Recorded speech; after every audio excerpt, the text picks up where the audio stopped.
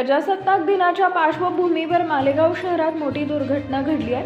फुगे फुगवण्यासाठी वापरण्यात येणाऱ्या नायट्रोजन गॅस सिलेंडरचा अचानक स्फोट झाल्यानं परिसरात एकच खळबळ उडाली आहे। या भीषण स्फोटात 5 जण गंभीर जखमी झाले असून त्यामध्ये 2 लहान मुले, 2 महिला आणि 1 पुरुष यांचा समावेश आहे। स्फोट इतका जोरदार होता की घटनास्थळी उपस्थित नागरिकांमध्ये घबराट पसरली।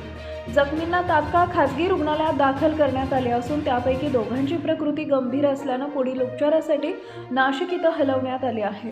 प्रजासत्ताक दिनानिमित्त फुगे खरेदी करण्यासाठी नागरिक थांबले असताना ही दुर्दैवी घटना घडली। या स्फोटात जखमी झालेल्यांची नावं अशी: विनोद थोरात, मोहित जाधव, अतुल शेवाळे, प्रमिला यादव व उज्ज्वला महाजन। घटनेची माहिती मिळताच पोलिसांनी घटनास्थळी धाव घेतली असून स्फोटाचं नेमकं कारण शोधण्यासाठी तपास सुरू आहे। नागरिकांनी सार्वजनिक ठिकाणी गॅस सिलेंडरच्या वापराबाबत अधिक काळजी घेण्याचं आवाहन प्रशासनाकडून करण्यात येत आहे।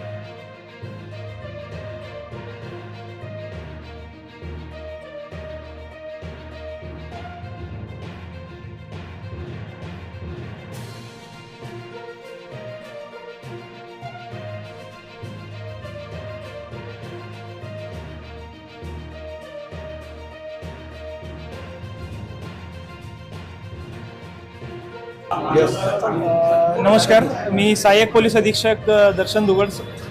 आज रोजी सकाळी कॉलेज स्टॉपच्या ठिकाणी एक फुगे विकणारा व्यक्ती होता।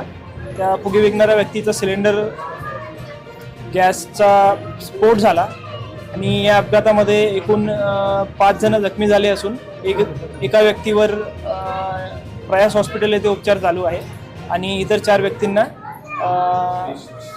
नाशिक येथे उपचारास आम्ही पाठविण्यात आलेले आहे। परिस्थितीवर आम्ही लक्ष देऊन आहोत। यामध्ये कोणत्याही व्यक्तीची मृत्यू वगैरे किंवा असा काही प्रकार झालेला नाही। कृपया नागरिकांना विनंती आहे, त्यांनी कोणत्याही अफवेवर विश्वास ठेवू नये आणि हा अपघात झालेला असून या अपघातामध्ये आम्ही पुढील कार्यवाहीसाठी जे 2 व्यक्ती होते त्यांना आम्ही विचारपूस करण्यासाठी पोलीस स्टेशनला घेऊन गेलेलो आहे आणि पुढील कार्यवाही आम्ही करत आहे। नागरिकांना विनंती आहे की त्यांनी